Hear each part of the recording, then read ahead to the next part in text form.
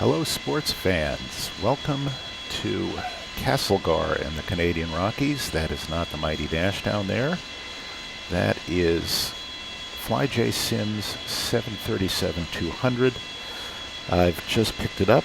I'm just learning it, and in those really resplendent WestJet colors, I'm about to profane the livery as well as the great nation of Canada. What we are going to do is do something profoundly inadvisable. Air Canada, I don't think WestJet flies anything in here, but Air Canada flies Dash 8 300s in here, and sometimes it'll squeeze a 400 in. That's, as you can see all around us, a lot of terrain. This is X-Plane, by the way, and this is one of the finest models available in X-Plane of any aircraft, let alone one as utterly magnificent, transfixing, and awe-inspiring as this stubby little monster here from those Pratt & Whitney JT9Ds on out. This is basically the sawed-off body of a 707. If you look at the front of it, you can see the double bubble oval configuration of the 707, and it was designed by a guy named Jack Steiner, who also designed the 727, which is also based on a 707 cross-section. The nose looks identical. They really didn't have any good place to put the engines. They didn't want to do a rear engine twin jet because then they'd have to run fuel lines back there, and that would also make weight and balance a little bit difficult. On the other hand, they couldn't attach them to standard nacelles, or the landing gear would be so long that the mechanism for the landing gear would start to eat into the cargo space. So what they did was they basically almost embedded the engine in the wing, but they put it on a sort of short enough mount that it could be away from the wing in case of any turbine blade getting tossed around and being uncontained. It wouldn't slice through anything important. And also it was easier to service here than if it were embedded in the wing like in a Comet. Anyway, this is glorious early 1960s steam gauge aviation. You've got basically sheet metal, cast aluminum down here on the gear knob. This is what looks like Bakelite plastic, which is one of the earliest plastics. And you've got radio controls that are basically not even push button switching between them. If you want to toggle between your standby and your active, you just flip it to one side or back to the other, and then the light lights up. Truly magnificent. Everything has a real tactility about it. It has an autopilot. It is not unbelievably sophisticated. It will follow a heading. It will track a VOR. It will track a localizer, and it will fly a coupled approach. It will not do a flare. It will not do an auto land. It doesn't have auto throttles. It has these things called throttles, and you lay your hand lightly upon them, and when you give them a shove, the plane moves faster, and when you pull them back, the plane slows down. And that is about it. Jack has included a neat little tool for setting V-speeds. So we're going to set our takeoff V-speed. You just click on this right here until the flaps you want are indicating, and we're going to do flaps 15 because we need a decent rate of climb and we need fairly slow speeds, and we've got limited terrain, and I didn't show you where we're going to fly, which is unbelievably stupid. I did this before and I was recording it, and like a moron, I had the ambient sound of the airplane so loud you couldn't hear me talk, and it was such a perfect flight that I briefly debated posting it anyway, but by the same token, I couldn't take my voice off of it. So if I could have just presented that, as it were, as natural sound, I would have gladly done it, but it's mixed audio, so I couldn't, and so, well, in any case, yaw damper is off. Everything else is set up for flight. I am not unbelievably familiar with this airplane. This is profoundly stupid. Don't try this at home. I believe the igniters should be on low ignition. The APU can be off, which I believe it is. I don't want to start it. Damn it. Let's try that again. There we go. Oh, I see. The start is when you lean on it. Okay, our lights are on. Everything else is dark. And as you can see, it is just a festival of knobs and switches and gizmos and multifunction analog gauges like this one right here for pressurization. And everything else up here is fine. I've got it set up to hold the heading I'm going to turn us to, which is right around that way. And I've got an altitude set at 7,000 in case we want to engage the autopilot, which we almost certainly do not. Let me show you where we're going and why it's so stupid. We are going just right up the river right here to Nelson. We're right now at the confluence of the Columbia River and the Kootenai River. And yes, the Columbia River is that Columbia River that loops around down through Idaho and Washington State and ends up coming out right on the Washington State-Oregon border and empties into the Pacific. But it is fabulous. And what we're going to do, even though we're probably just going to be mostly visual, in case we get stuck in a cloud or two, we have tuned in the Castlegar NDB. And we will fly towards it. And then from there we will intercept about the 066 radial of Cranbrook right here, which we've got set up like so. You can set the course down here, or you can set it up on your glare shield, and the nice thing is you can preset your nav1 course and your nav2 course, so that when you flip between them, you don't have to do any fancy knob twiddling. You just, if you know you're going to be flying on the 066 until you intercept, say, the 035 of something else, you tune in something else in nav2, and you plug it in there. If you need a quick reference for it, you can set your nav2 for set your RMI here for nav2 of your VOR, so you can have a look at it at a glance. And then when you get close to that radial, you can also check the distance to the station here on 2 and here on 1. Then you can quickly flip your nav sources and quickly know what's what and where's where. So I believe that's the way you do it. And I am not sure whether you can set this HSI to receive, to use nav1 or 2 as a source.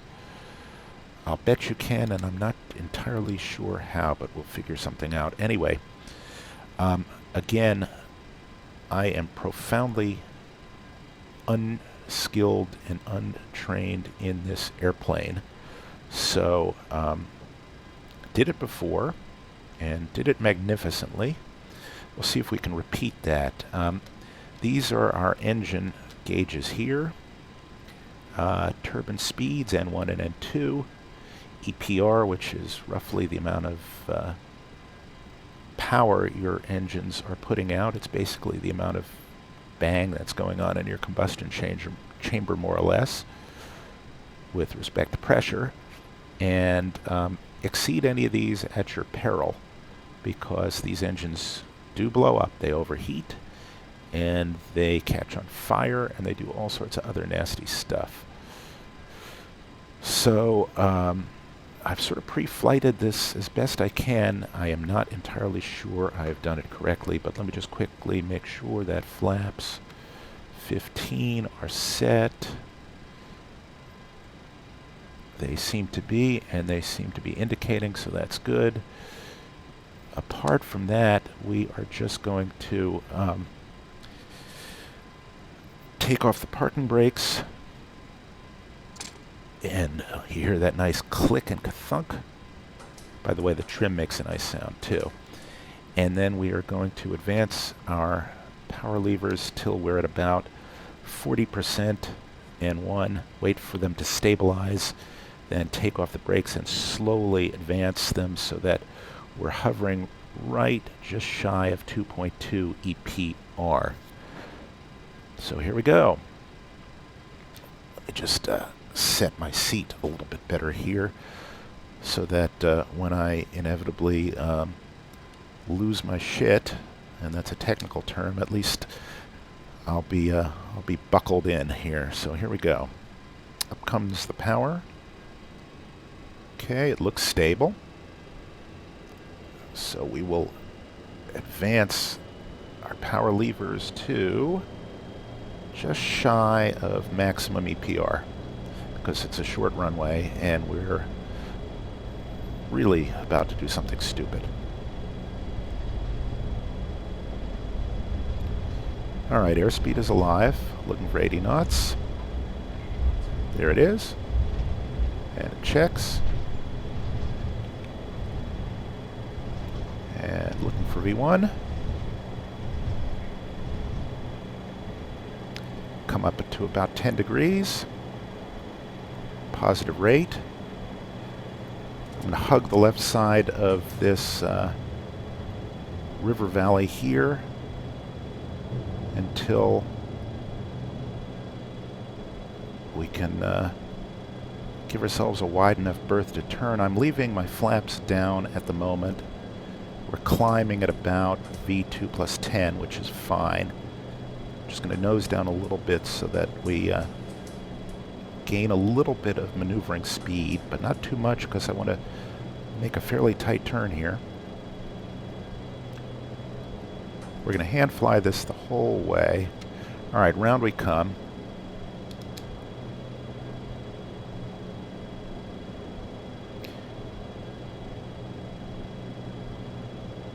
We're going to let the speed build a little bit because we do not want to spin and stall here. That would be bad form.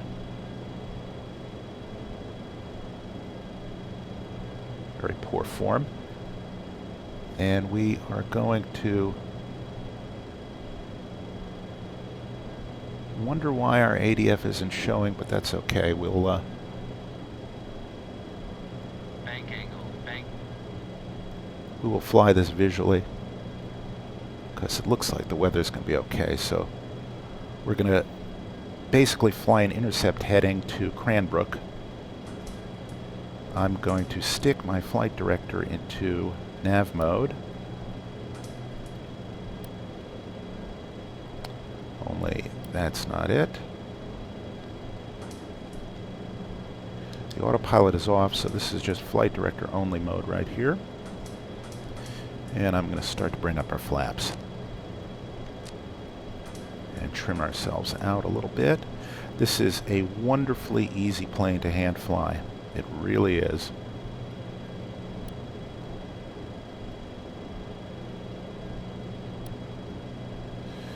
Alright, our flight director is on heading, and we really want it to be on VOR localizer. There it is. Give ourselves a little guidance here.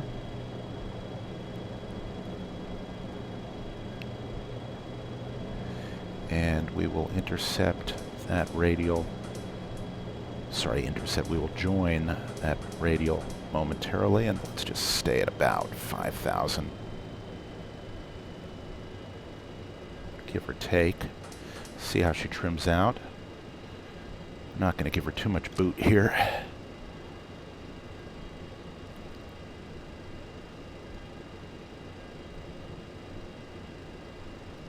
Just keep us right below the clouds here. Now this is not going to be a long flight. With any luck, it'll be a nice approach too.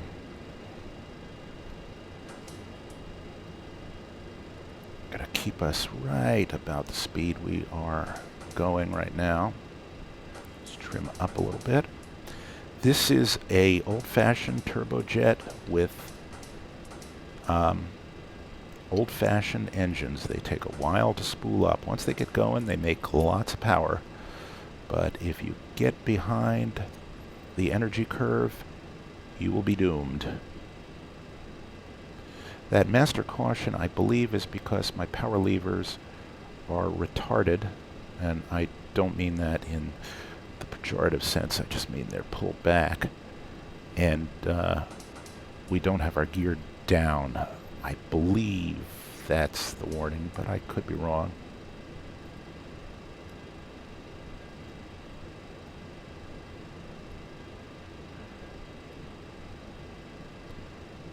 All right. This plane hand flies just beautifully. Because we are only going to be flying for about another 3 or 4 minutes here, I'm just going to set up our V-speeds for landing. And again, it lets us do that. So this is going to be flaps 40, and it is going to be maximum auto brakes. And it is going to be maximum drama. Just arm our speed brakes here. There we go. This is going to be fun.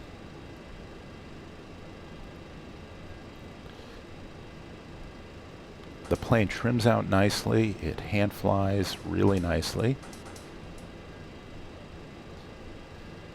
It's a little bit nose bobby, but I think that is a matter of adjusting controls in X-plane.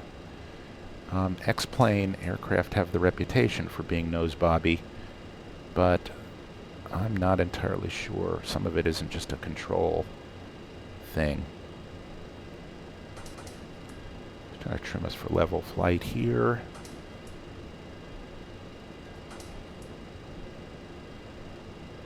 There we go, more or less. Give it 1 or 2 more cycles to oscillate. And I believe that is Nelson coming up the way. And if it is, and I think it is, then we're going to have to start thinking about coming down in 1 second.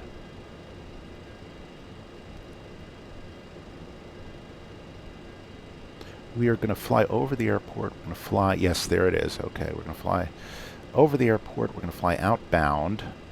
Just get in a notch or 2 of flaps here. You can bring in up to flaps 5 below 225. So let's do that. Let's get everything squared away early.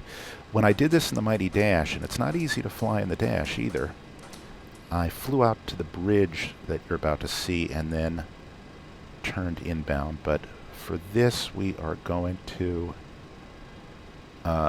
fly a little bit beyond the bridge because, what's the technical term? We're not crazy. Alright, so there's the field, and you can see it's about 3,000 some feet. It is not, by any stretch of the imagination,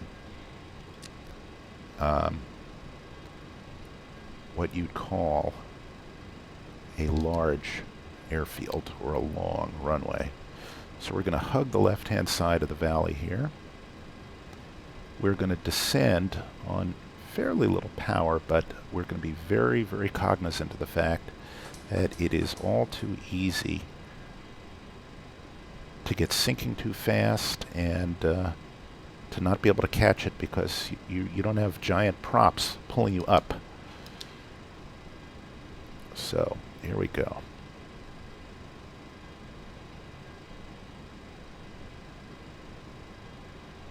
It really flies very, very nicely. Alright, we'll put out another notch, make it flaps 15. We're going to be basically landing full flaps, draggy as the day is long, and probably with a fairly flat profile so that we don't have to smack it into the runway too hard. Okay, we'll bring down our gear. And I'm going to basically fly out towards that flat along the left bank of the river here, along the Rive Gauche, as it were. I'm going to feed our power back in a little bit. Actually going to let physics help us here. I'm going to lower our alpha. Point ourselves at the ground. Bring in another 2 notches of flaps. The airfield is about 1,600 feet, so we're about 1,000 feet above it. It's going to arrest our sink a little bit right now, and we're about VREF plus 5 right here, so I'm going to give us a little more power, a little more speed.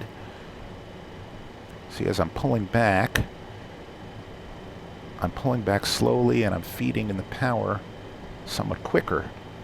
And we do level off, but our speed does not go up. That's how much power it takes to hold us at this attitude. And I'm just going to give us the benefit of a little bit more juice because we are going to turn quite a bit.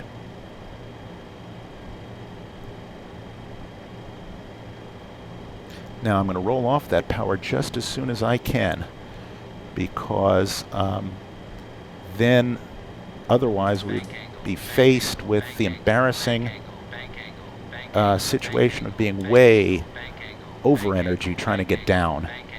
Okay, so there we are. And we're looking reasonably good. So now I'm going to bring off the power, bring in our last flaps, make us flaps 40. Bring the power back in before we start to sink too much or slow down too much. And now we are going to fly over the town. We're going to scare the bejeebers out of everybody. We're going to adjust our power to keep us right about there in speed, and then we're just going to plunk it right down on the runway and go max brakes and max reverse, and as the great Rich from FlyJSim 481 says, we're going to see how we get on. Okay, I'm at a nice rate of descent here. I'm at a perfect speed. Okay. We've got the runway in sight. I'm just walking the trim around a little bit, and I'm just bringing back the power ever so slightly to keep our speed from ballooning up. I'm going to turn right around the shopping mall, and then we are going to hope for the best. I'm just going to let my speed bleed.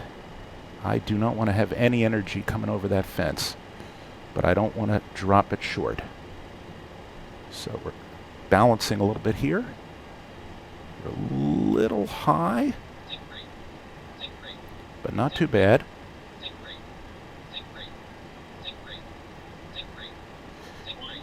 Here we come.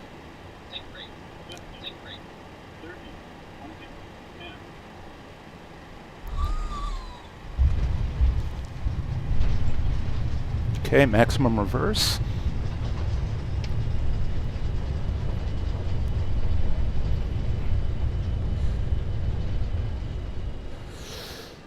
And welcome to Nelson. Let's get a look at that. We plunked it down pretty hard, but that's about all you could do. So, let's see that again. Get it a little further out, right where the natives start to become terrified. Right about there. Okay. Let's get a little tower view. And they see the lights. They see us coming around the hill. They can't quite believe it, but they have to believe it. So here we go. Let's see how we look. Little fast. Probably if I could do it over again, I'd screw it up even more. But if I could do it over again right, I'd probably be just about 3 or 4 knots slower than that. So let's just see. See, we're just a little high. But that's also because the telephoto effect, because we're zoomed in so much, it jams everything close together. Okay. We're steady, we're stable. No big changes in power. We're rolling off the power right now, and you see we're coming downhill. It's going to be a bit of a crunch.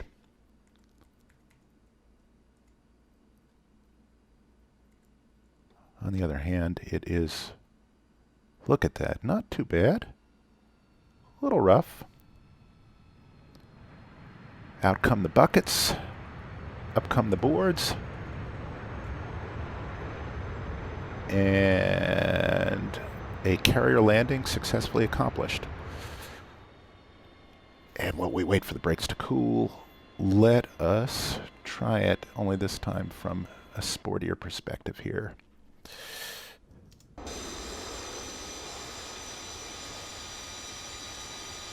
Let's see how we're looking. All right, we're rolling in. People in that shopping center can't quite believe it. Honeymooners looking out their hotel window. Can't believe it either. And let's see where we hit. Boom, right in the touchdown zone. And right on the center line. Look at that.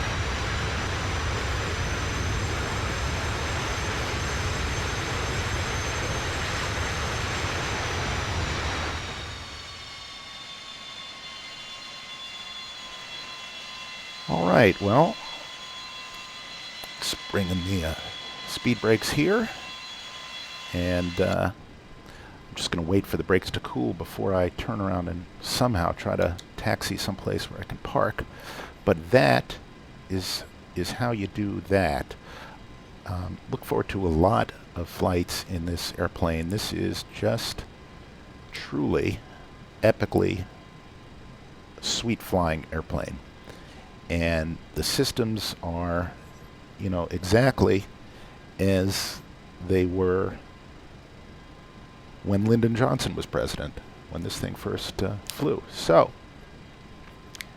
with that, we're going to look around for some Pan Am and maybe some People Express colors for this sucker. And until next time, when I will probably be in the Mighty Dash, and we'll be probably flying from Split in Croatia to Zagreb, I will see you next time. Bye-bye.